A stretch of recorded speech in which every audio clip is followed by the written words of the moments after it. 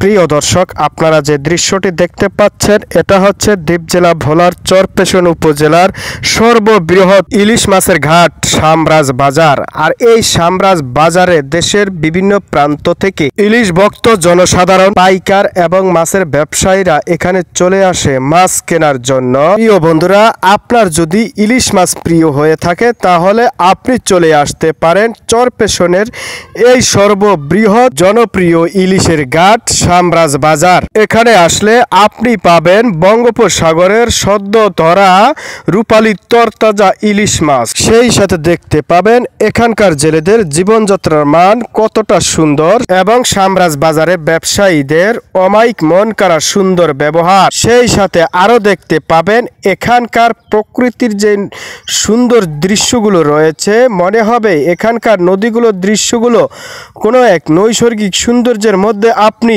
সময় কাটাচ্ছেন। প্রিয় বন্ধুরা, এখানে আসলে আপনি আরো দেখতে পাবেন এই সামরাজ বাজারের খালের কোল ঘেঁষেই গড়ে উঠেছে ছোট বড় অনেক আইস প্লান্ট অর্থাৎ বরফ মিল। আর এই বরফ মিলগুলোতে বোটের জন্য অর্থাৎ জেলেদের যে বোট সাগরে যায় সেই বোটগুলোর জন্য বরফ তৈরি করে। এখানকার জেলেরা যখন সাগরে যায় তখন এই বরফ মিল থেকেই বরফ নিয়ে মূলত সাগরে চলে যায় মাছ বরফিং করে রাখার জন্য অর্থাৎ ফ্রিজিং করার জন্য। জেলেরা সাগরে গিয়ে প্রায় 7-8 দিন পর্যন্ত মাছ ধরার জন্য অপেক্ষা করে এবং মাছ ধরা শেষ হলে সেই মাছগুলো বরফিং করার জন্য ভিতরে যে তাদের কোলেস্টর থাকে সেখানে তারা মাছগুলো রেখে বরফিং করে এবং খুব দ্রুত ঘাটে আসার জন্য চেষ্টা চালিয়ে যায়। একটা সময় যখন ঘাটে আসে তখন এই সামরাজ ঘাট ইলিশে ভরপুর হয়ে যায় এবং লোক সংখ্যা অনেক সমাগম হয়ে যায়। সেই সাথে সামরাজ ঘাটের এই খালটি বোট ও নৌকা বা ট্রলারে কানায় কানায় পরিপূর্ণ হয়ে যায়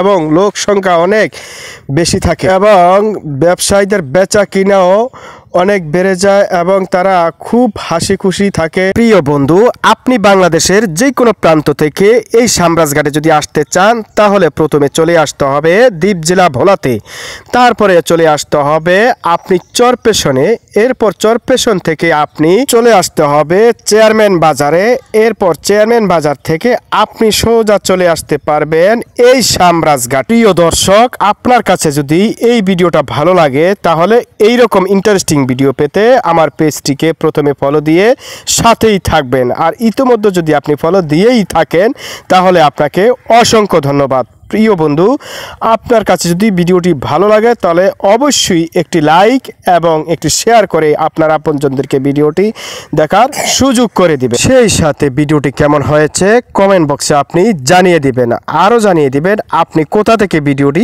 দেখতেছেন।